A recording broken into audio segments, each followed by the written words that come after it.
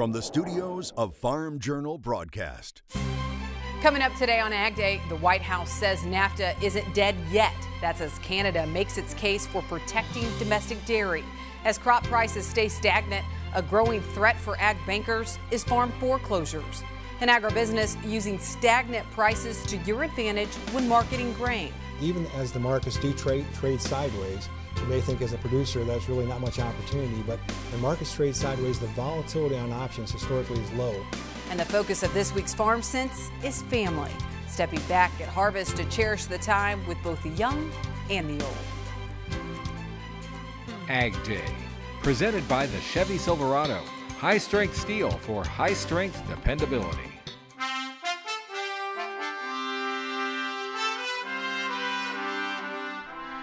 Good morning, I'm Tyne Morgan in for Clinton Griffiths. The latest rural Mainstreet Index revealing a tenth of ag bankers think the greatest banking threat that exists today is farm foreclosures. The RMI becoming a broken record with the overall index remaining below growth neutral. But a bright spot in the October reading is the overall index saw a slight improvement, jumping to 45.3 from the 39.6 in September. Creighton University issues the RMI each month, which is a survey of ag bankers in a 10-state region. Every state other than Missouri showed a better RMI reading in October. But it's the struggling farm economy due to stagnant crop prices acting as a wet blanket on the overall RMI. The survey showed almost 1 in 10 bankers expect farm foreclosures to be the greatest challenge to banking operations the next 5 years. But it's bankruptcy and delinquency rates that have remained relatively low. Well, that's a surprising factor in there, that delinquencies are up, bankruptcies, foreclosures are up, but not what you'd expect. We've had 4 straight years of declining farm income. Now, 45.2% of bankers surveyed said spot prices for corn and beans was below break-even levels, something that's weighing on the mind of local growers. And on interest rates, 64% of those surveyed anticipate another rate hike yet this year. Well, there's also uncertainty surrounding commodity prices when it comes to what will happen with NAFTA. Just this week, reports show Canada and Mexico rejected the U.S. NAFTA 2.0 proposals.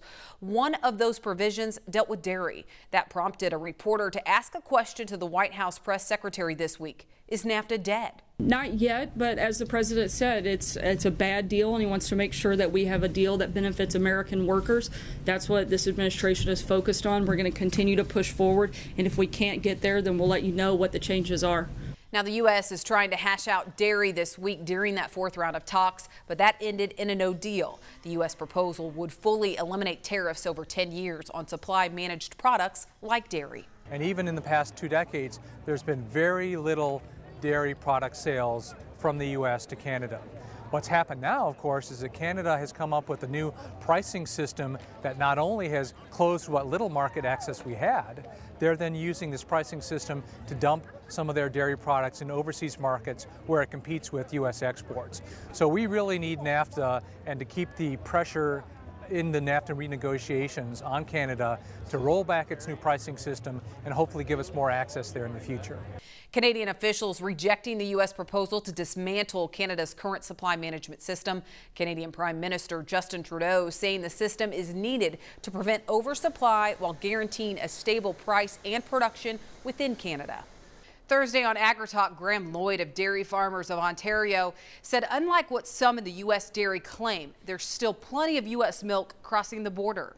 The Class 7 ingredient strategy is a domestic program where we priced the skim our processors want at a competitive world price, which is usually the U.S. price. So all we've done is created a competitive price, and they continue to import. Or U.S. continues to export, and there's no barrier whatsoever for them to continue to do so. So they're, saying fix it isn't consistent with what's going on with the reality.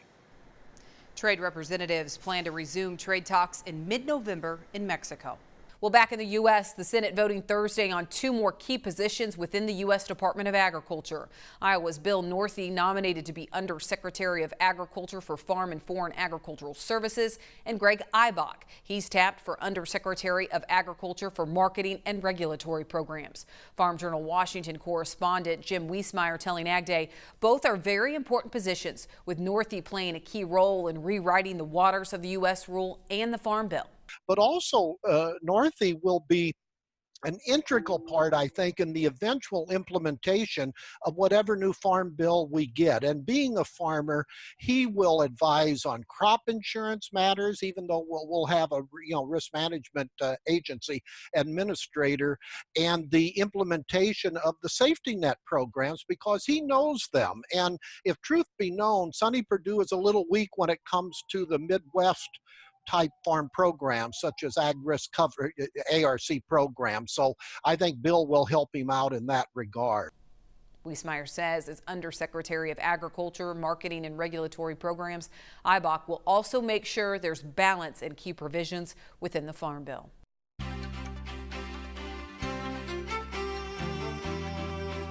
Well, we're heading to the West Coast today for crop comments and some sunshine. Mike Hoffman has an update from California. Mike? Good morning, Tyne. We're heading over to sunny Escondido, California. This grower says these lemons will be ready to pick in about 2 weeks. The producer expects one of his largest lemon crops ever, which is exciting because he says there's a good market for it right now. Just down the road in Oceanside, California, this farmer says bell peppers should be a better and larger crop than last year. He says that's due to more water supply for him and less heat this year. Taking a look at the drought monitor, you can see we still have some issues in the eastern part of the country, but it continues to be eastern Montana and the northern portions of the plains that are the worst. I'll have my forecast coming up in just a few minutes. First, here are some hometown temps. Save time each day and receive the latest market prices directly to your cell phone with market updates. It makes it effortless to stay aware of shifting market prices. Just text Markets 8 to 31313 to get started. Still to come, one upside to today's commodity prices is options are cheap. So how should you use them when marketing grain? That's in agribusiness. We're headed to Farm Journal College, where we look at fixing some of those ruts you might be gouging into your field this harvest season. And chances are you're having meals in the field these days, a short break during this busy harvest season. Did you realize those stops can also serve as nourishment for your soul? Clinton Griffiths explains later on AgDay. AgDay, brought to you by John Deere.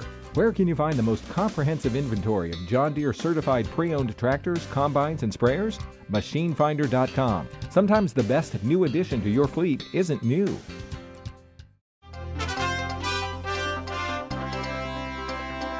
In agribusiness, commodity prices trading in the green most of Thursday. Let's find out why as we head to the floor of the CME to check in with Joe Vaclavik.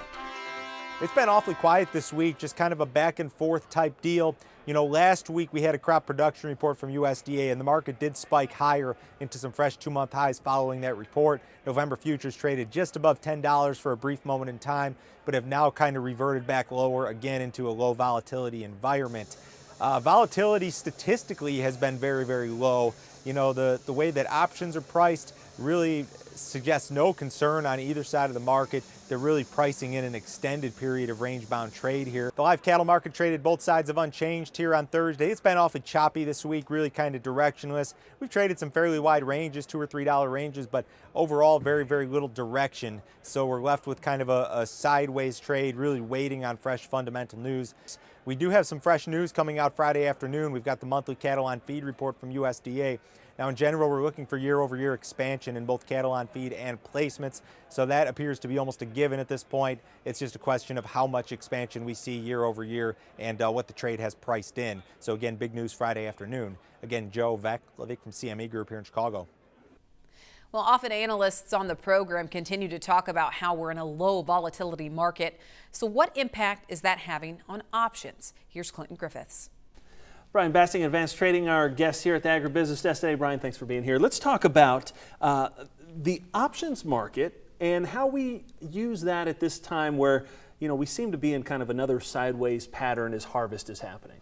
You make a good point there, Clinton, because even as the markets do trade sideways, you may think as a producer that's really not much opportunity, but when markets trade sideways, the volatility on options historically is low, and that's what we're seeing right now.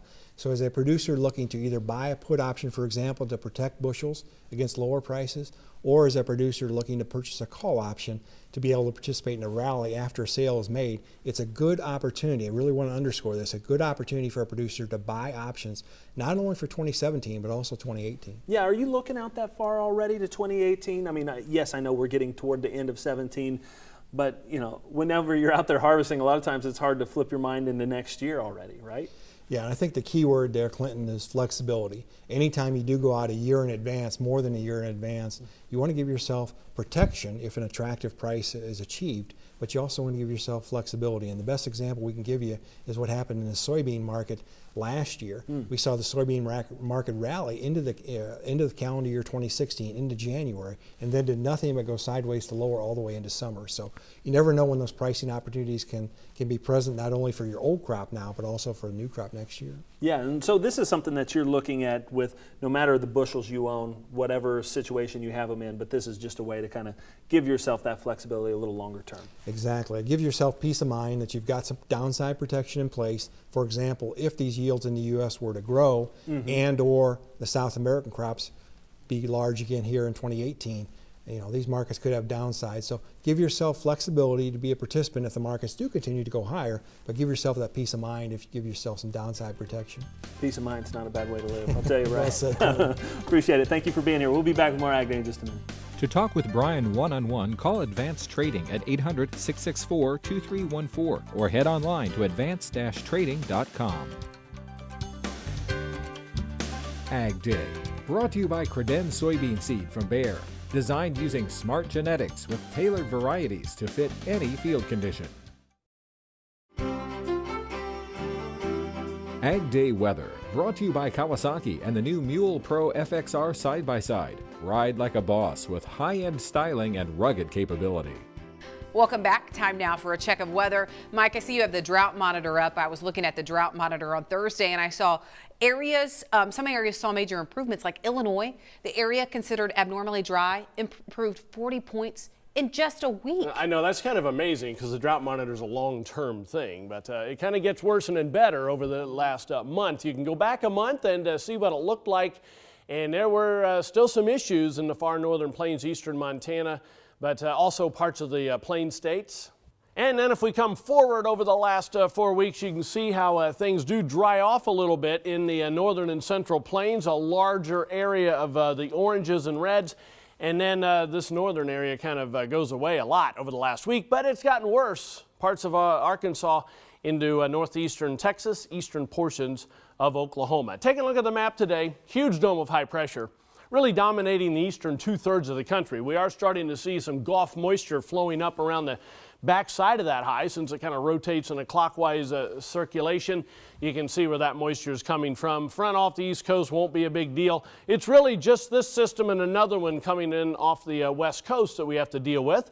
Later today, not a lot of moisture with this front as it comes across the Rockies. Still some scattered showers eastern portions of Texas. That will start to spread some clouds and even showers on up along this cold front as we head through the next few days. So there's tomorrow morning, and you can see from Minnesota southward, not a lot of rain, but clouds with scattered showers. There will be some snow in the higher elevations of the northern and even central Rockies. This is some pretty cold air.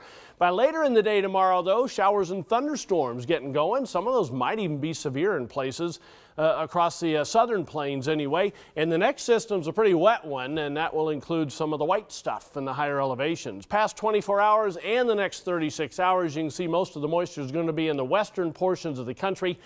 And then near the end of the next 36 hours later tomorrow, we'll see some of those showers breaking out across the northern and central plains. And taking a look at snowfall, it's all going to be confined to the higher elevations out west, and it's going to be a fair amount in some areas. When you combine the last 24 hours and the next 36 hours, some areas are going to see 6 to 10 inches of snow. Look at the highs today, 70s, 80s across most of the eastern 2/3 of the country. Lows are very comfortable east of the Rockies, pretty cold out west, and then you can see more of the same as we head into the day tomorrow. But that colder air is coming east next week. And here's why. The jet stream shows the ridge starts to get replaced by a shot of chillier air, especially by Tuesday and Wednesday. That kind of lets up. Another colder shot starts to come in by the end of next week. That's a look across the country. Now let's take a look at some local forecasts. We'll head to Sheridan, Wyoming. First of all, increasing clouds and warm today. High temperature of 78. Monroe, Louisiana, more humid with clouds and sunshine. High of 82. And taking a look at Trenton, New Jersey. Bright sunshine, comfortable. Afternoon high of 74. Still to come, our experts at Farm Journal College offer advice on fixing field ruts, especially if your crop rotation turns to soybeans next spring. And later, Clinton has some thoughts about farm business and family business and the important role they play together.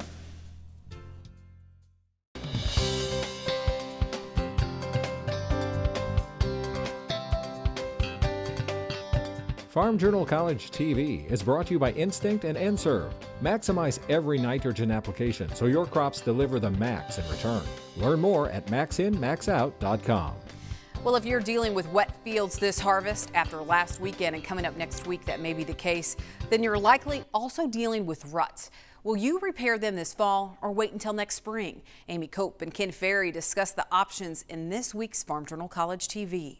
Ken, we're out here in the field and we're seeing some really deep ruts in this corn. Let's talk a little bit about, if you're a strip till, no-till farmer, why these ruts matter, how we're going to handle these ruts, especially when we're turning into a soybean rotation for next spring.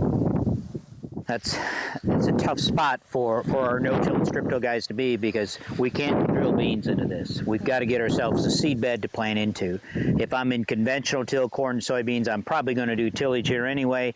I would fix the problem. But in this case, we have to get this field leveled up so we can plant it for the soybeans. Soybeans don't always respond to tillage, but you just can't seed into something like that. So we're going to make every attempt that we can to get back in here this fall if possible, whenever it allows us to go ahead and fill these ruts in, and so we can get our soybean drill through here in the spring. We couldn't even get the drill through it. Trying to fix these in the spring is still possible with soybeans. We were going to fight maybe more clod issues and some challenges of getting our tillage done in a timely fashion. But with soybeans, we got time in the spring.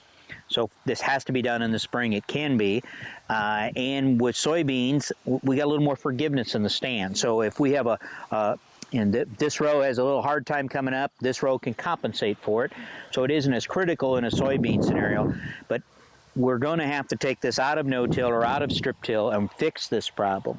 And then eventually we're going to have to put it back into no-till or strip-till. One of the challenges we're going to have is the compaction that was put in here may have to be taken out in the following year with even another round of deeper tillage, depending on how the grower's set up. Still to come, Clinton's Farm Sense this week will resonate with the entire family. You won't want to miss it. His comments are next.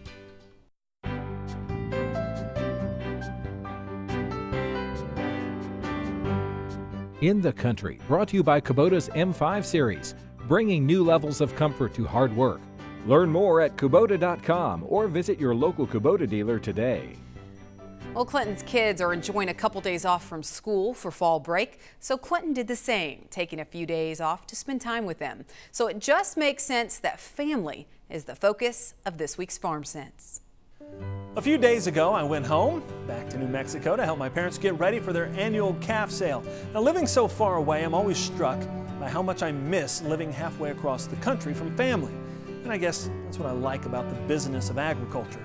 It's still a family business. I was there, my brother and his wife and their kids, they came to help. My cousin and his wife and son were there. Even my 96-year-old grandmother and aunt brought food, not to mention the wonderful help we had from neighbors and friends. Agriculture is and continues to be a job that can and often does include family. For all the stress and hard work, there always seem to be moments and memories that remind you about the blessings you share. As we cover the countryside, we're often witness to these traditions. Dinner in the field at harvest, kids climbing in the combine for a ride, a father working on one more harvest season. For us, it was branding at Thanksgiving and calf pullings at Easter. Regardless of what you hear from the marketing aisles, 99% of American farms are still family-owned. Just because a business is incorporated doesn't mean it's not owned and operated by a family. Well, I truly believe that's what makes this business so resilient. People willing to pitch in, to help on the hard days, knowing but not expecting that one day you'll do the same. So whether it's spending time with young or old, give thanks during this season of harvest for the little moments spent working with family. From those of us who don't get to experience it often enough, take time, enjoy it, find a memory worth keeping. Generations may come and go on this land, but as we know, family is forever. Well said, Clinton. Family is forever. Well, that's all the time we have this Friday morning. We're glad you tuned in. For all of us at AgDay, I'm Tyne Morgan. Have a great weekend in farm country. AgDay, brought to you by Ram Commercial, America's longest lasting heavy-duty pickups.